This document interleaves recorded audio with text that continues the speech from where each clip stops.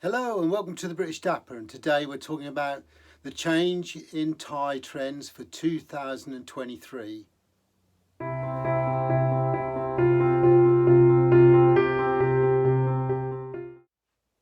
Now recently I was reading an article, and yes, just to dispel that myth, I can actually read, not very well, but I can read. And I was reading an article about how in 2023 ties are being portrayed or introduced back into the fashion world, and it gave a top 15 versions of different types of tie that will be worn in 2023. Now it's all about, for example, the Macclesfield pattern. We're talking about spotted patterns, ties.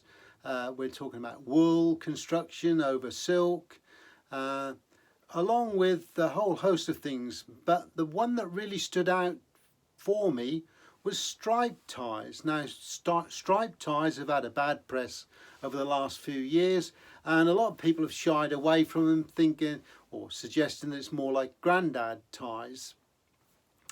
But interestingly, in these statistics, whilst striped ties were like 10, 15 on the list, down on the list, interestingly, they're in the top 5.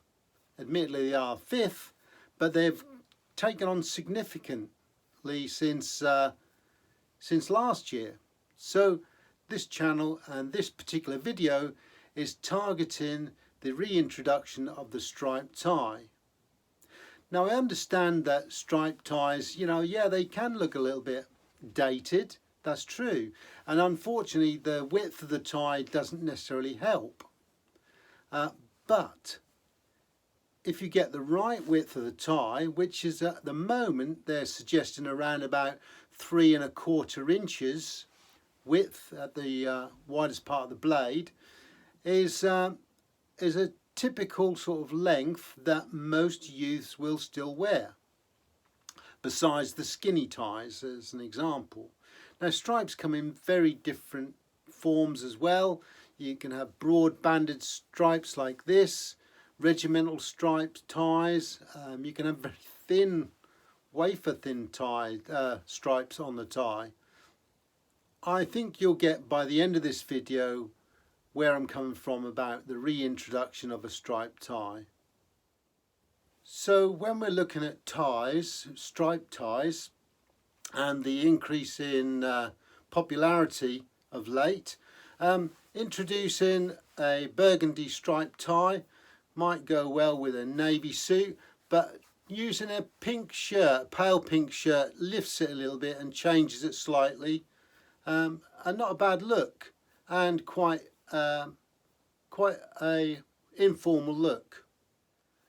So when it comes to striped ties, you might consider something like this. I call it my licorice all sort tie, and it has quite a lot of colours in it, very thin banded, which means that it's quite complementary to most shirts and suit types. And it's not too officious either. So striped ties don't have to be dull. Here we've got what I'd consider to be a tangerine colour with some pale blues and a gold stripe going through it. And it's quite a fresh, summery spring look as well. So quite a nice striped tie to wear. Something a little bit different. So on the theme of striped ties, we've introduced another one of my ties. This is another licorice all sort one. Picked up quite a lot of colours in this one, and they're very narrow banded. So it's not a bad colour. You could wear that with a different coloured shirt. In this case, I'm using a white shirt.